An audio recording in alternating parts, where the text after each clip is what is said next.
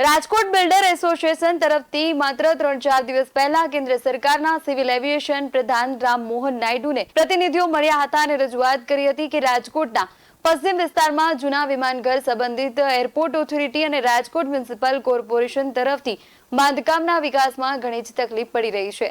Corporation દ્વારા airport ઓથોરિટીની NOC માંગવામાં આવે છે। એની સામે વાસ્તવિકતા એ છે કે હવે એરપોર્ટ રાજકોટના પશ્ચિમ વિસ્તારમાંથી પૂર્વ વિસ્તારમાં હીરાસર ખાતે ખસી ગયું હોવાથી જૂના એરપોર્ટ આજુબાજુમાં ક્યાંય એનઓસી લેવાની થતી નથી।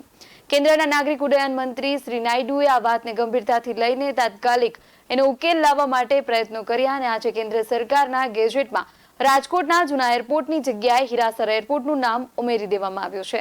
જૂના એરપોર્ટને રદ કરવામાં આવ્યું છે, જેથી હવે રાજકોટના પશ્ચિમ વિસ્તારના બિલ્ડરોએ જૂના એરપોર્ટ ઓથોરિટી પાસેથી કોઈ સર્ટિફિકેટ લેવાનું થતું નથી।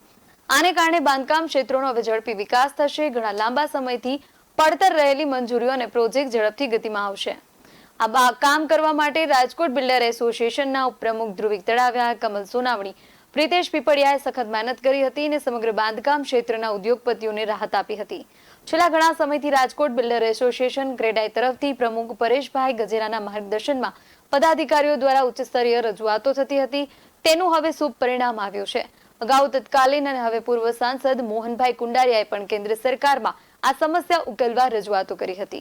હવે ગેજેટમાં નવા એરપોર્ટનું નામ ઉમેરાતા તથા જૂના એરપોર્ટનું નામ રદ થતા એ વિસ્તારમાં પણ ગગનચુંબી ઇમારતો બનવાની સંભાવના વધી ગઈ છે। તમામ મંજૂરીને વાકે અટવાયેલા પ્રોજેક્ટ હવે ધમધમતા થઈ જશે। Bureau report BS9 TV news, Rajkot.